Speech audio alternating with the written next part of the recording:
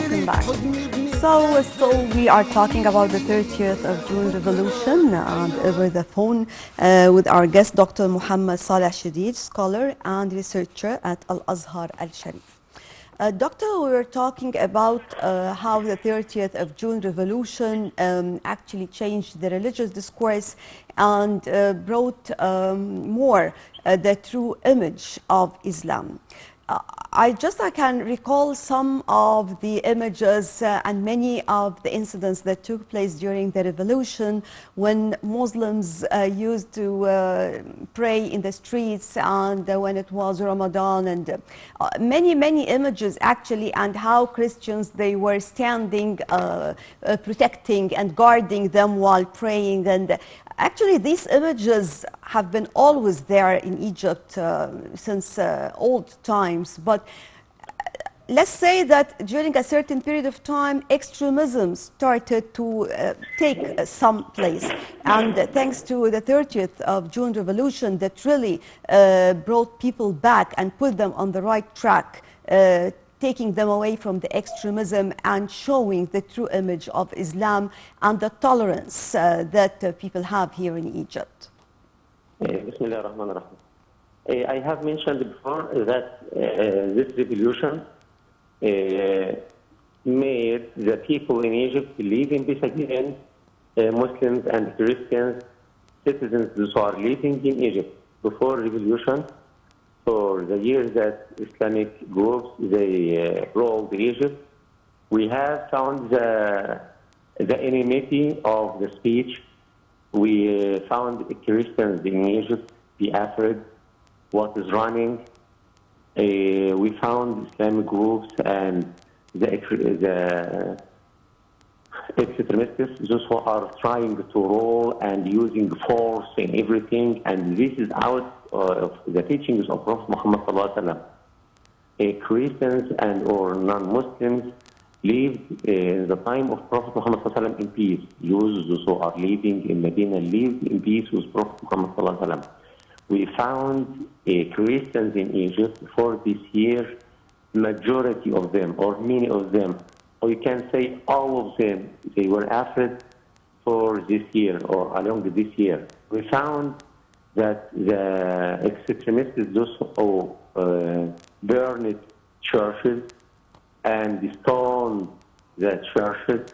We found many sisters or Christian sisters found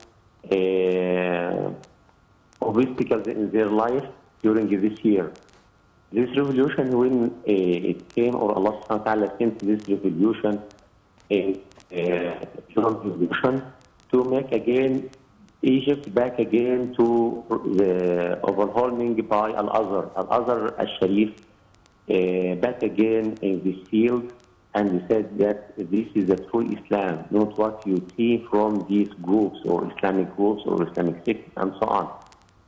We found either in the association or the religious association, Al-Minister of Awqaf, that ruled by Islamic sects, Salafists and so on. Those groups try to divide this association, okay? And we found either a governorate in Upper Egypt and so on, overwhelmed or ruled by some sects in other governorate and so on. So when we see this revolution made the religious discourse back again to Al-Azhar Al-Sharif, we found the Imam, the Grand Imam, speak again, and all Egyptians, whether Muslim or non-Muslim, whether Muslim or Christian, all of them, they like Al-Azhar Al-Sharif to rule, and they gave the religious discourse or the religious speech and so on. But when along the years that ruled by Islamic sects, Christians, they were afraid and they don't know what is running. And we found the discourse talking about the enmity, and they use the religious discourse for the sake of Islam, serving the end.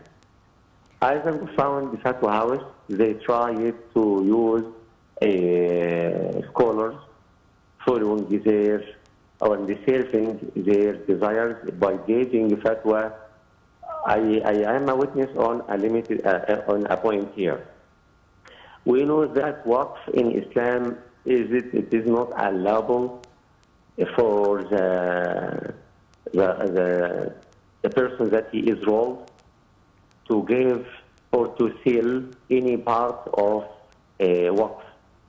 But me as a witness, I have found some of them trying to give fatwa to sell some of waqf in Egypt for building the mosques and so on.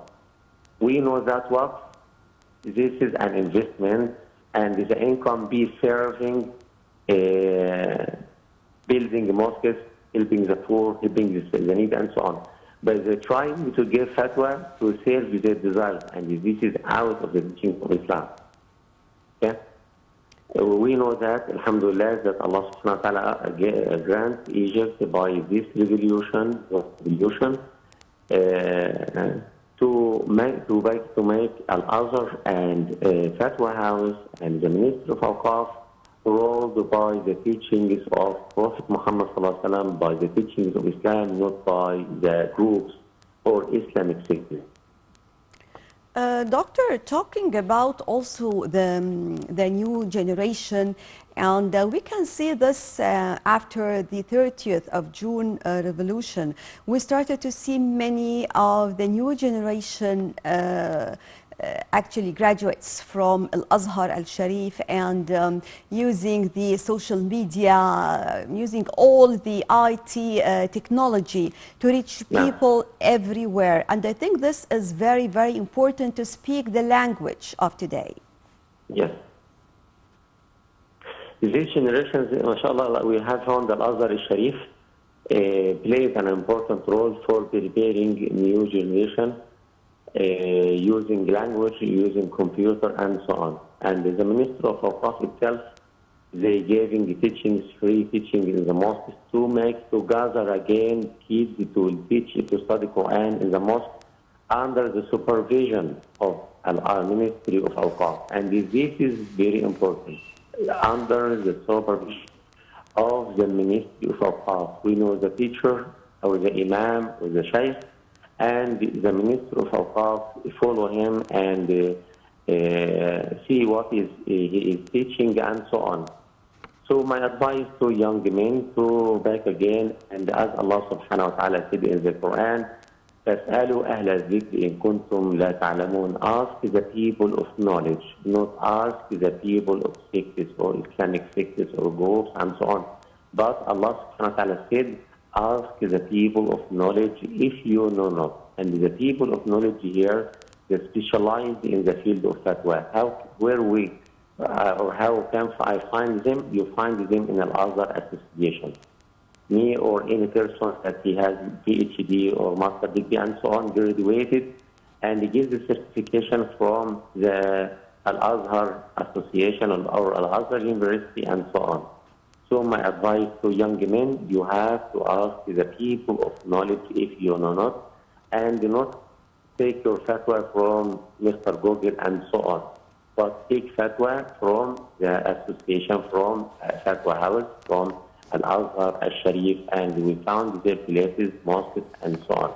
Alhamdulillah, after the revolution, we found all mosques now back again to the Ministry of Awqaf, and religious discourse out of the Minister of Awqaf.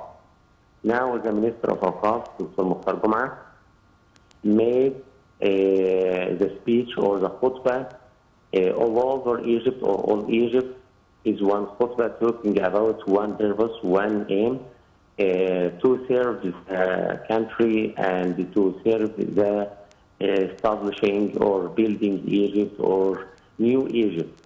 And they invite the imams to read more, to renew their readings and so on, to benefit Muslims who are attend or come to the mosque to be benefit from good information. And either the Minister of Awqaf try to give courses to imams, whether in the field of computer, language, and so on, and other branches to benefit them. Well, also many of the historical mosques witnessed many developments that MashaAllah. took place. And this is also very, very important. In addition to some new mosques that are considered also as landmarks.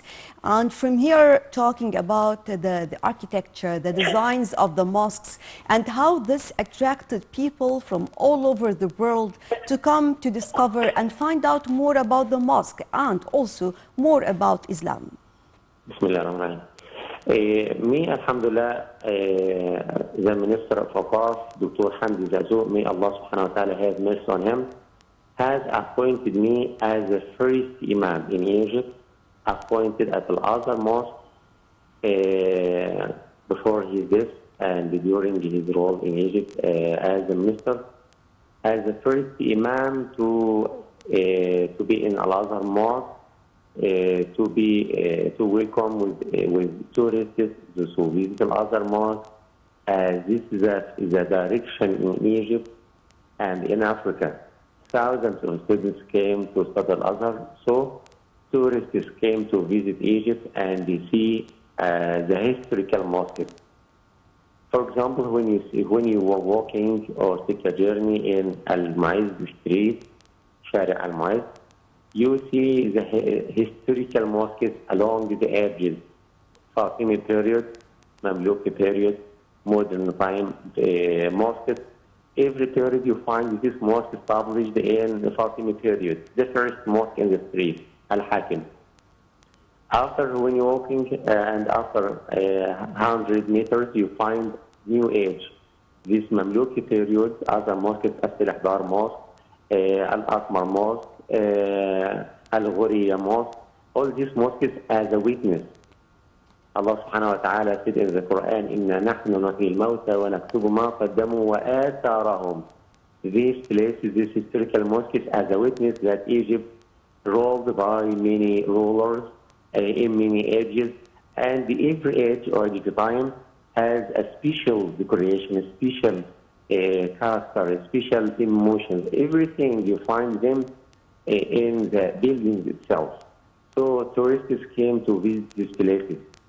In the mosques, you don't find any picture at all for person or lady or so on, as other religions, but you find the Muslim writers try to beautify the mosque.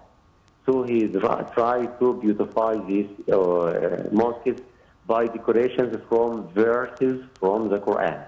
When you visit the mosque of Muhammad Ali, you find good decoration and used everything, good thing, the most important or the most beautiful thing with their in their field to beautify and make decorations, for they know that this is the mosque of Allah subhanahu wa ta'ala. We have many mosques here in Egypt. Even the mizana or the place that the caller used to go up upstairs to make call before electricity and so on. You find different ma'zana or different shapes of these places. So, and the tourists themselves, they enjoy with this civilization, Islamic culture. Right. Still, we have more to be discussed in this respect, but just allow us to move on to a quick break, then we'll be back.